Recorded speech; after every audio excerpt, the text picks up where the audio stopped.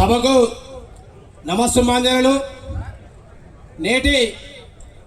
ముర్మూర్ ఎత్తిపోతల ప్రాజెక్టు ప్రారంభోత్సవానికి విచ్చేసినటువంటి మండలంలోని పాలకుర్తి అంతర్గా మండలంలోని అన్ని గ్రామాలు ముర్మూర్, ఎల్లంపల్లి, మత్తిర్యాల, పుట్ట్యాల, విశ్వంపేట, ఆగనపల్లి, ఎగ్లాస్పూర్, పాలకుర్తి, తక్కలపల్లి, కుక్కలగూడూరు, వేమూర్, జయారం ప్రజలందరికీ కూడా కాంగ్రెస్ పార్టీ పక్షాన మక్కాన్ సింగ్ రాజ్ ఠాకూర్ గారి నాయకత్వాన్ని బలపరుస్తూ అందరికీ కూడా స్వాగత సుమాంజలు తెలియజేస్తా ఉన్నాం. ఏదైతే ఎల్లంపల్లి ప్రాజెక్ట్ నిర్మాణంతో తెలంగాణ ప్రాంతం అంతా కూడా సస్యశ్యామలం అవుతుందని చెప్పి ఆనాడు మేమంతా కూడా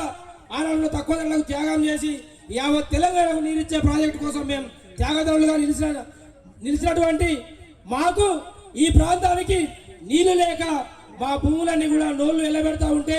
బీడులుగా మారి నోళ్లు ఎల్లబెడతా ఉంటే చలించినటువంటి మక్కాన్ సింగ్ రాజ్ ఠాకూర్ గారు గత 10 సంవత్సరాలు 16 సంవత్సరాల క్రితం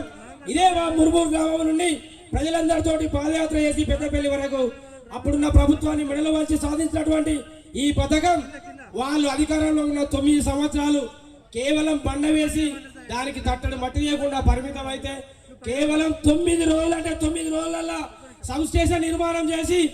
ఆ ప్రాజెక్టు పూర్తిగా చేసి 9 నెలల్లో వేసంగి పంటకు అంతర్గా మండలంలోని 9 గ్రామాలకు, కుక్కలగూడూరు మండలవాగు ప్రాజెక్టులోని 2 గ్రామాలకు